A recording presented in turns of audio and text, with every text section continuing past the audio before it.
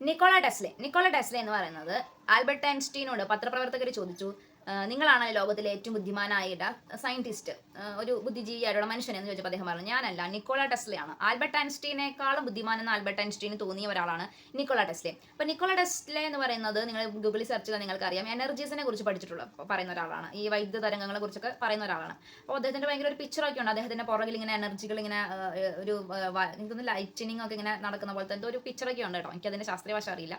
അപ്പോൾ Nikola Tesla കണ്ടപ്പോൾ ആളുകൾ ചോദിച്ചു, നിങ്ങൾക്ക് ഇത്രയും ബുദ്ധി ഉണ്ടാകുന്നത്, അല്ലെങ്കിൽ ഇത്രയും കാര്യങ്ങൾ കണ്ടുപിടിക്കാനൊക്കെ നിങ്ങൾക്ക് എങ്ങനെയാണ് സാധിക്കുന്നതെന്ന് ചോദിച്ചപ്പോൾ അദ്ദേഹം പറയുന്ന ഒരു സംഗതിയുണ്ട്, മനസ്സിനെ ഒരു പ്രത്യേക പോയിന്റിലേക്ക് നിങ്ങൾക്ക് കൂട്ടിക്കൊണ്ടുപോകാൻ സാധിക്കുവാണെങ്കിൽ അവിടെ നിന്ന് നിങ്ങളിലേക്ക് നോളജുകൾ വരും.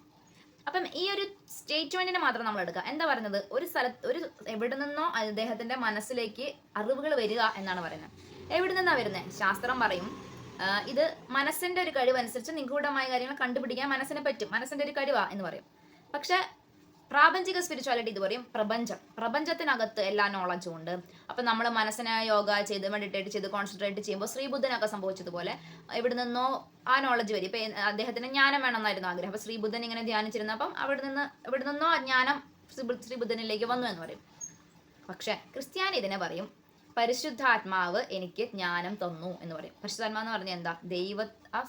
സ്വർഗം എന്ന് പറയുന്ന അനുഭവം. ആ സ്വർഗം ദൈവത്തിനെല്ലാം അറിയാം, ജ്ഞാനത്തിന്റെ ഉറടമായ ദൈവം, ജ്ഞാനത്തിന്റെ സിംഹാസനത്തിൽ ഇരിക്കുന്ന ദൈവം. അവിടേക്ക് നമ്മൾ നമ്മുടെ പ്രാർത്ഥനയിലൂടെ കണക്ട് ആവുമ്പോൾ അവിടെ നിന്ന് നമ്മളിലേക്ക് വരുന്ന ഒരു ബോധം അല്ലെങ്കിൽ അറിവ്, തിരിച്ചറിവുകൾ, ജ്ഞാനം, കഴിവുകൾ, ഗിഫ്റ്റ്സുകൾ, നമുക്ക് എന്താണ് ആവശ്യം അത്. ഇപ്പൊ പ്രവചനപരം എന്ന് പറയുന്നതും ദൈവത്തിന്റെ ഒരു സമ്മാനം തന്നെയാണ്, പ്രബോധനപരം എന്ന് പറയുന്നതും ദൈവത്തിന്റെ ഒരു സമ്മാനം തന്നെയാണ്. അപ്പോ നമ്മുടെ മനസ്സിനെ ദൈവവുമായിട്ട് കണക്ട് ചെയ്യുമ്പോൾ നമ്മളിലേക്ക് വരുന്ന ജ്ഞാനം എന്തുമാത്രം ഇമ്പോർട്ടൻ്റ് ആണെന്ന് നിങ്ങൾക്ക് മനസ്സിലായോ?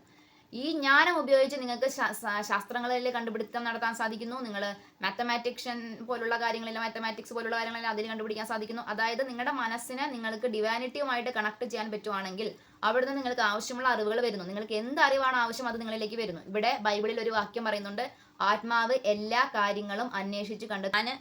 ബലഹീനമാണെങ്കിലും ആത്മാവ് എനിക്ക് വേണ്ടി പ്രാർത്ഥിക്കുന്നു, അല്ലെങ്കിൽ ആത്മാവിന്റെ പ്രവർത്തനങ്ങളെ കുറിച്ചൊക്കെ ബൈബിൾ അഡ്രസ് ചെയ്യുന്നുണ്ട്. സോ ആത്മാവാണ് അന്വേഷിച്ച് കണ്ടെത്തുന്നത്.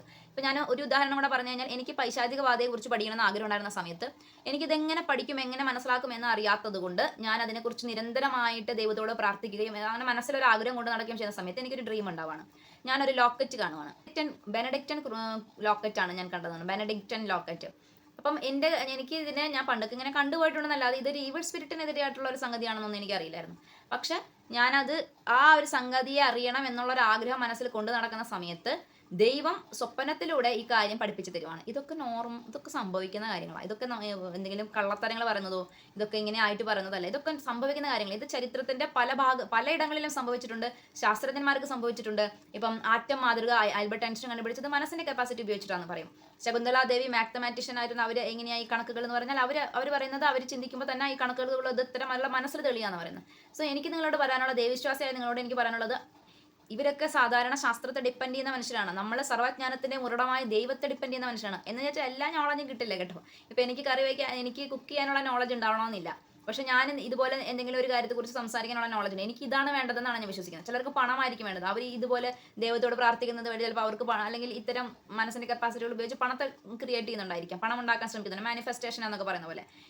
ഇത്രയൊക്കെ കപ്പാസിറ്റി മനസ്സിലുണ്ടെങ്കിൽ നമ്മുടെ ജീവിതം എങ്ങനെ നയിക്കണമെന്ന് പറഞ്ഞു തരാൻ കർത്താവിന് സാധിക്കില്ലേ?